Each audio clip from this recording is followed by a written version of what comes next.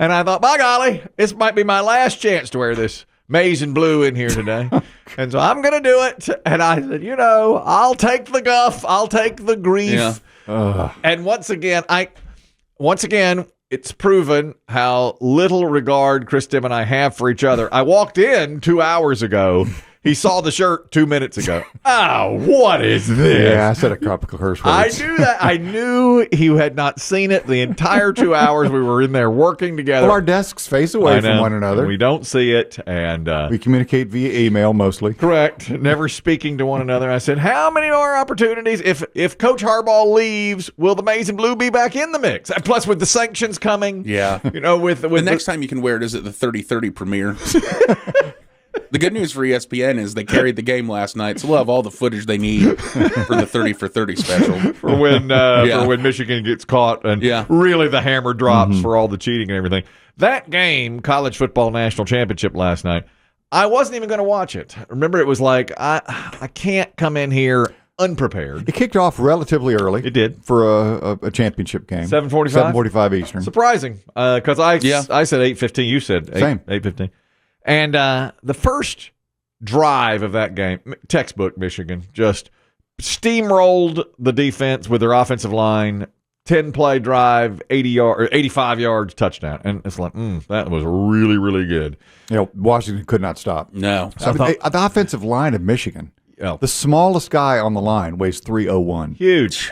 I mean, they're steamrolling. That's their strength. That's really, when you got a really good team, if you can run the ball, you got a good defense. Yes. Their quarterback good enough. Yes. So I thought, well, let me watch the first quarter here and just see, because it started at 7:45. Washington came back down. Michigan held them to a field goal. Then the second drive, very similar for Michigan. I mean, they ran the ball, and then they got like a 50-yard touchdown run. I thought, I'm going to bed. I did too. I thought, well, this is it. This game's over. It's 14-3. As I got up to go to bed, phone dings. It's Diesel. Also a Michigan fan. My partner, okay? My pickleball partner, my best good friend, except for Biggie. And he says to me, you're not going to bed, are you? It's like he knew. Like he knew. Oh, he knows. Yeah. He saw the 2 scores and thought, he's going to bed. He's like, you're not going to bed, are you? And I was like, well, I don't know. He With the toothbrush in hand. Yeah, he goes, you better. He goes, you better. You're not brushing your teeth, are you? And so I sat back down, and then everything flipped. You probably don't even know this. I don't. Washington dominated the second quarter. The score at halftime is 17-10, and Washington gets the ball to start the third quarter, and they're like, they were up a touchdown? Michigan was up. Michigan was up, but they scored right at the end of the half and got the ball. Yeah, on like a 4th down too. Yes. Yeah. And it was like, well, golly. And now I'm into the second half, and then Diesel starts texting. He's like, we got to do this and we got to do that. And I was like, oh my gosh, I'm into this thing now. Even through the third quarter, the score to start the fourth quarter was 20-13 Michigan, and it was Michigan couldn't move the ball at all. It was like that Alabama game. Michigan couldn't move the ball at all. And I thought, God, am I going to be in and up for this entire game? And I was. And then Michigan pulled away at the end. By the end, they totally dominated. It really was a classic, though, where the score was misleading to me. I agree.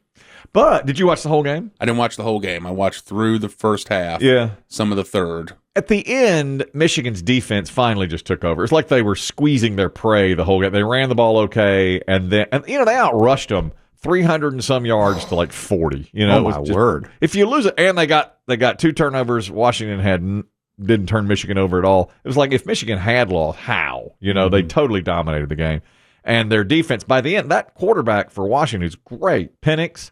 He was banged up. They were hitting him. The headline said he left the game in pain. He ended the game in pain. He was holding his ribs. Yeah, and there's a really good running back for Washington that was hurt the whole. He was hurt. At the first play. Tell, first play. And Michigan, they were just beating up. Their defense was nasty last night. So Michigan wins, and I say, you know what? Is the Diesel wearing his little shirt in today? Guaranteed. And Diesel wear a hat. He throws. And I have a maize hat with a blue M, but I decided not to wear it. I didn't want to overkill it. Didn't want to gild the lily, as they say. Didn't want to gild the lily. I knew I'd be facing some backlash for this Michigan shirt. I was called 22 years ago a cheesy bitch on our air. Okay, a guy named Raider Jeff. You were nemesis. My nemesis. Totally. I was cheering. I'm a huge Broncos fan, as you know. But when the Panthers made the Super Bowl once, the first time, we had a Panther cheerleader in here. Oh, that's right. And I said, We go win. Are we going to win? We gonna win? Are we going to win? This is when they lost to the Patriots by field goal. Yeah, barely. Yes. Yeah. Barely. The Panthers. And I said, are we going to win it? And he called and said, Our guest Dana had left, the cheerleader. she had left. And We gonna win it? I called the Panthers we, and he called me a cheesy bitch. That we have that audio. This is from 22 years ago. Dude, Yeah. I'm so ashamed of you Why? when that chick was in there, that Dana girl. Yeah. You said, you think we're going to win it? You cheesy bitch.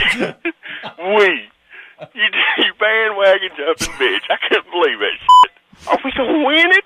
You sucked up to that girl big time. We going to win it? All right. Okay. All right. Just take out the word Panther. Replace it with Wolverine. And I yield the floor. That's my statement. Many times people say, you cheesy bitch. You cheesy bitch. How dare you say something like that? He invented it. He Raider did. Jeff. He invented that. My arch nemesis, as you said.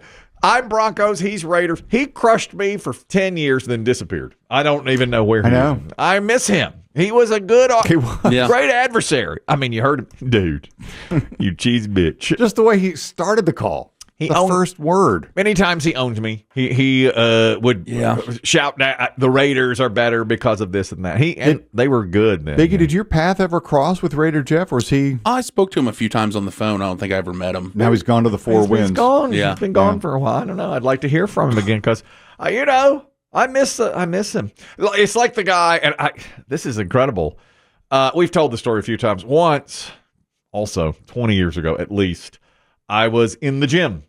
And a guy came up to me and said, "Hey, Kelly, how's that satellite radio working for you?" And I was like, "Huh?" And he goes, "Oh, wait, that's me. If you play Wheel in the Sky one more time, I'll kill myself." And then he walked away, leaving me dumbfounded, completely muted. Slack-jawed. 30 minutes later, I get in the car and I think to myself, a great comeback would have been, "Oh, yeah, I hope we play it then." After he said, "With Wheel in the Sky, kill myself." Zing. So now, just today, fast forward 20-something years, Chris Demm and I get an email that says, "Kill myself," indicating we are indeed playing Wheel in the Sky by Journey. How about that? And we turned on the radio and bam, there it was. There's Wheel in the Sky. And all the gentleman had to do was email us to say, "Kill myself." That's right. That's right. Uh-huh.